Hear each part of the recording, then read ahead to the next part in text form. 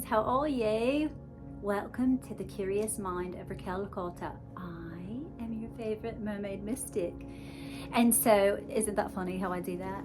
No, it's just something cute that I thought would be a little, little thing that's my own, Okay, so today's video is going to be, I have two videos that I'm going to shoot, and hopefully I'll be able to upload those tonight, because if I do them shorter, I think that it would be lovely, because hopefully you'll tune in. Okay, so let's talk about, all about understanding the process when living a cottage core life.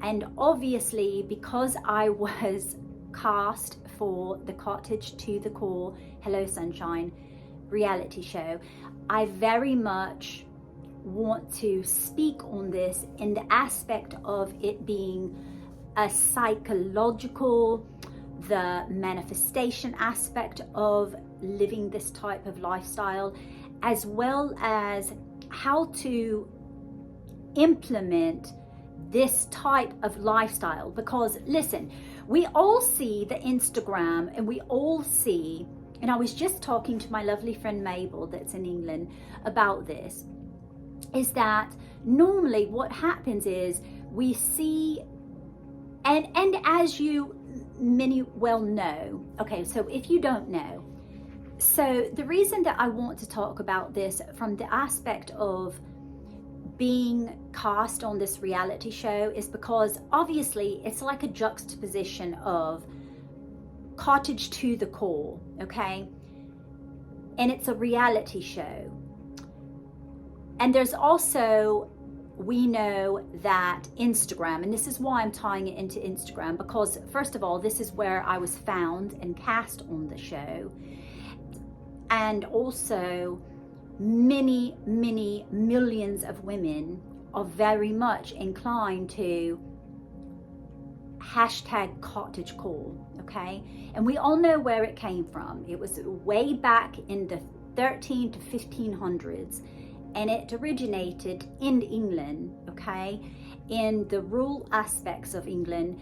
And it was all about that slow living lifestyle of, washing your own laundry, washing your own clothes out at the riverbank, or making homemade breads, and tending the garden, and tending the children, and nurturing the children, and sewing your own clothing, making your own clothing, and basically being like a homesteader, but in this florally like autistic way of doing it. Do you understand? Like the autistic, assembling flowers to make a beautiful, with the linen tablecloths, and it's all ironed and starched, and you've got the embroidered things that you have, and your home is lovely.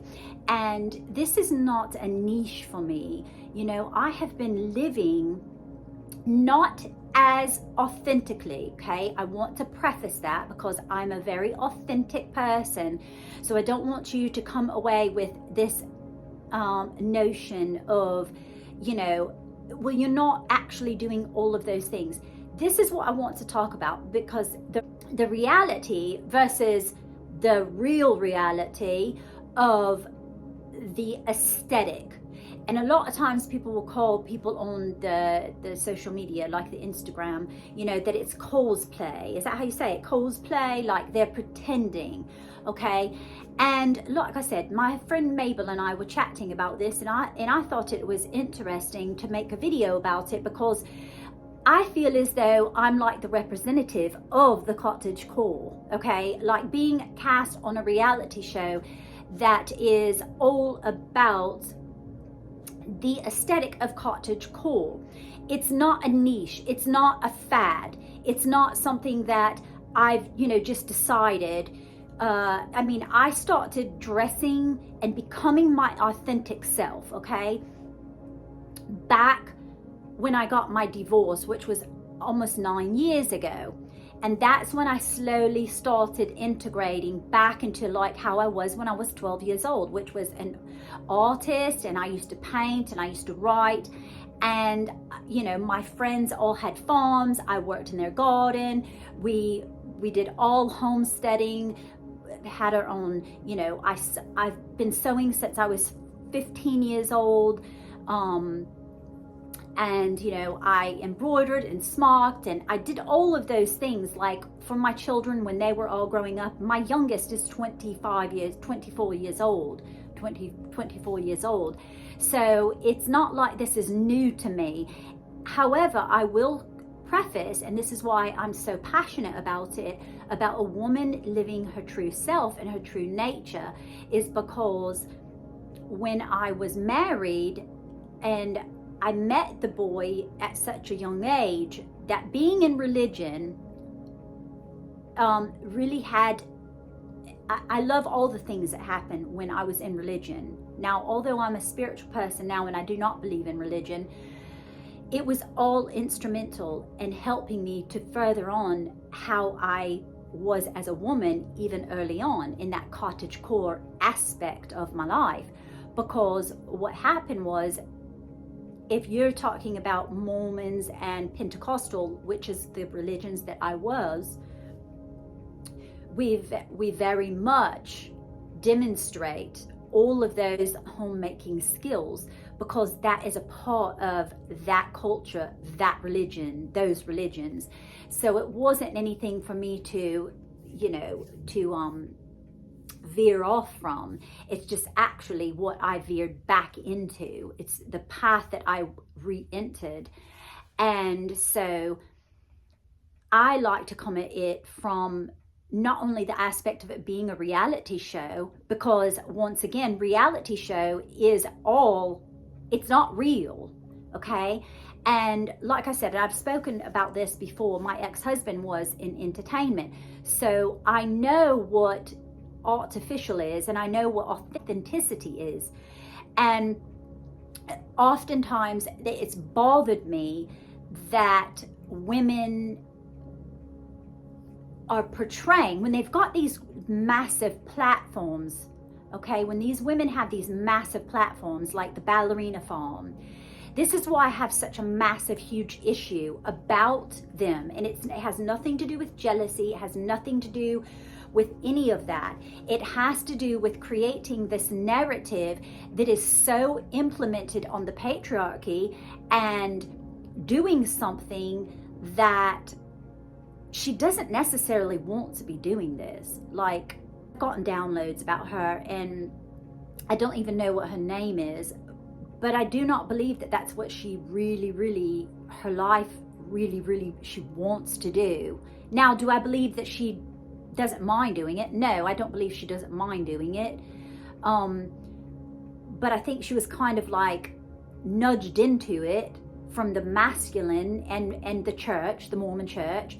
They really like to have someone that's like the poster child for creating these women to stay in these docile environments, and you can say whatever you want, I don't care. It makes it glamorized because the church likes to put the glamorization on her having a $40,000 stove to cook her homemade bread on, and she lives on a farm and she has their own meat, and they have and I'm telling you, what it is it's tricking you. It's tricking the women that are looking at this woman, and she's got all these followers, okay? And she's cooking and she's got all these children running amok, to keep the women convinced that this is the epitome of your life as a Mormon, your life as a Christian, your life as a homesteader, your life as the cottage core. And you can come after me all day and then some. And I lived the religion. I lived it for 30 something years, okay? From the time I was 17 all the way till I was 42. So you can't come at me and tell me anything that I don't already know. So, you know, I got married in the temple. I waited for a missionary, you know, the 1%. I was that gal. My kids served missions. You know, you want them to go, they all have their eagles.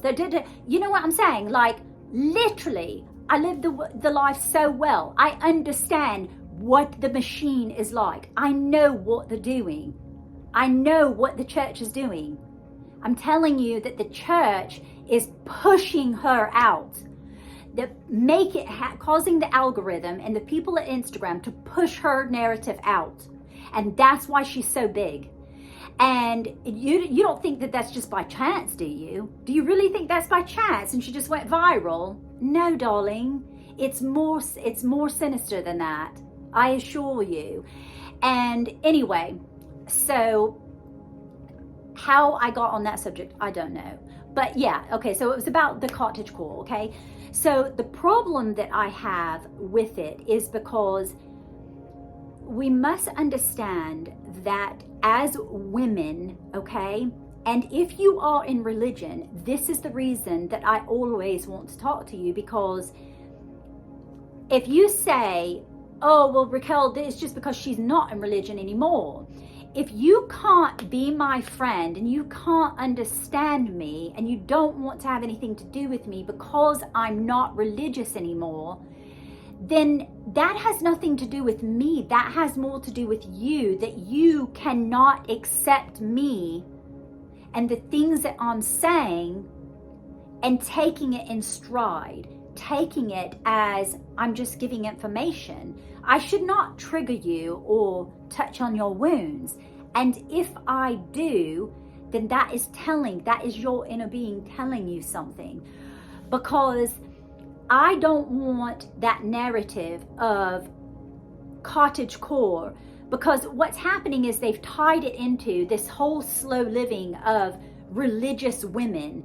And I want to pull that back, because once again, it becomes non-inclusive. Like, I want the cottage core to be inclusive. I want everyone to be included.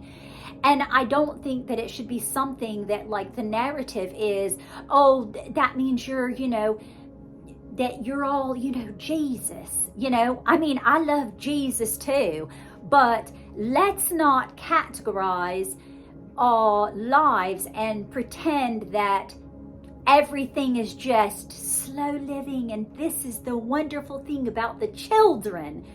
I mean, the truth is that most of the time on Instagram, you're not seeing these women that live in these cute little bungalows and these cute little English cottages, and they've got the little children running amok, and they've got all the little ducks in a row, and they've got, oh my God, they've got chickens, and they've got ducks, they've got running ducks. That's not real life, love. They're showing you one aspect of their lives on Instagram. This is what a reality show does, like Cottage to the Core. This is what the reality shows do. This is what Hollywood or social media does, is they show you the one aspect. That does that mean that everyone that is putting these lovely reels together and they are living their lovely lives, that does not mean that that's not true. Yes, it is. There's aspects of every single person on the planet. If you're a good, decent human being and you have a good moral code and good ethics and you follow the golden rule, yeah, you absolutely all have this happiness in your life. You just don't need to display it, or you choose not to display it on the social media. Okay, so this has loads to do with this lacking of internal self-worth when it comes to women. And this is why women want to display it on social media. Now, what happens when they manifest that particular big following or whatever, they sometimes get tied into the money, the financial aspect of it, because they might want to not be on Instagram and showing this cute dress that they got, or these cute boots, or this bag or something. But what happens is the machine started going and they started picking up, it picked up momentum. So then they therefore are tied into it, and they feel as though they can't, because it's a materialistic thing. They're making money now or something. But I'm here to tell you, just remember, like, listen, I'm psychic, so I'm telling you that in the next couple of years, now Instagram will always be around, but it will be like, a place card, sort of, they're not going to end up paying for reels. I don't even know if they do still pay for reels. If they do, it's not very much. And the TikTok is going to be, it's going to become like Vine eventually. And so, yeah, but Instagram is a lovely place. It's something that I wanted to master, you know, accepting my life and being on Instagram and not feeling like I'm having anxiety attacks every time I turn on the mobile phone, you know what I mean? And so I think that it's so important as women for us to have the mindset that we can handle Instagram, because this is where Instagram becomes very, very toxic. And the reason is, but that doesn't mean you leave it, okay, loves? That doesn't mean, darlings, that you leave it. What it is your inner being's trying to tell you something that's not working for you. What is it about that particular lady that you see on the Instagram that she kind of riles you up and is like, that's not fair. I want to live in a little cottage on the English countryside. And it's okay if you can take that in and then expend it.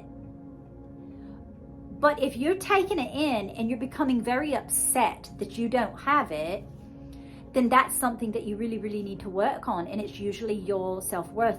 You've got a self-worth issue. And this is why I really, really am adamant about having the platform for the Cottage to the Core reality show, because it's very important that I want to put the mindset and the structure of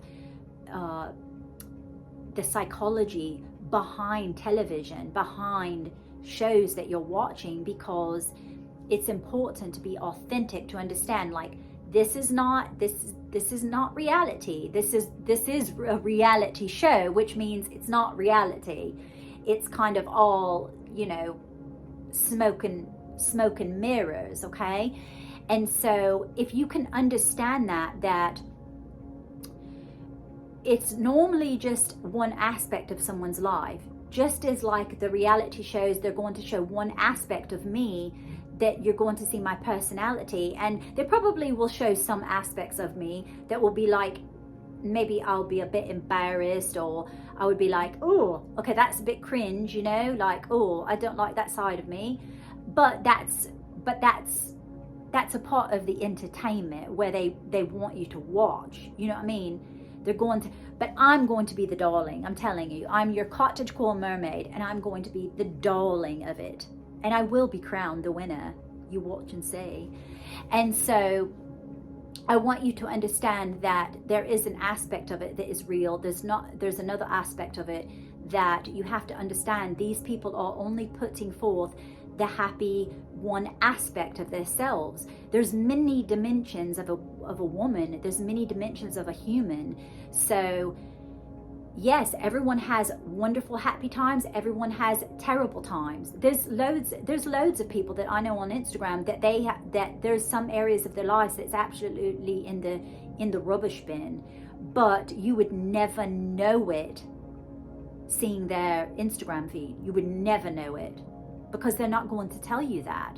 And lots of times that has to do with women. Now, I'm all over the board. You know, I'll go silent, you know, oftentimes if something's happening or I'm having a really rough day, like when I was dealing with Sawyer's death, or I had a really, really down time. But normally I post that kind of stuff, you know, after I've cried a bit and had a bit of dewy eyes, you know. But I think that's very, very important to do that, because people need to see authenticity. We need to see transparent women on Instagram. Now, I'm not saying don't be daft, darling. You know, you don't want to be rude and you know, take it to a whole nother level of embarrassment. We don't need to do that, love. But I think it's we can properly and gracefully and quite elegantly share our misfortunes and our, you know, tales of woe, but we can do it in a proper way where people feel that we are human and that we are, you know, we all have things. Because that's one thing that you can't do, is identify with someone when it seems that their life's perfect, and you know good and well they have other aspects of themselves that, like, something didn't go right. You haven't gotten it all figured out. And whether they show it or not, that does not mean that their lives are perfect. They're not. There's some aspect of their life that they're struggling with. We all are. And if you were in religion, and when I was in religion, my mom would always say, there's always going to be those times that you're on the mountaintop and always in the valley. Okay, you're always going to have those, being in the valley and then you're on the mountaintop, being in the valley and then you're on the mountaintop. That's a part of human life. That's how we incarnated to become human, to understand these things. So I hope that cleared a bit up, and I think that it was pertinent that I did say that. Important to share, because I think that the wool's being pulled over many people's eyes, and I just really want to be not the bearer of bad news, love, but I do want to be the kind of person that that if you come to my channel, you can get the truth. And there's not much of it out there right now. I mean, that's sounding quite a bit negative, isn't it, Raquel? Yeah, Razzie, that's a bit negative, but it seems to be, with loads of people that I talk to and I coach and all, that they seem to be a bit,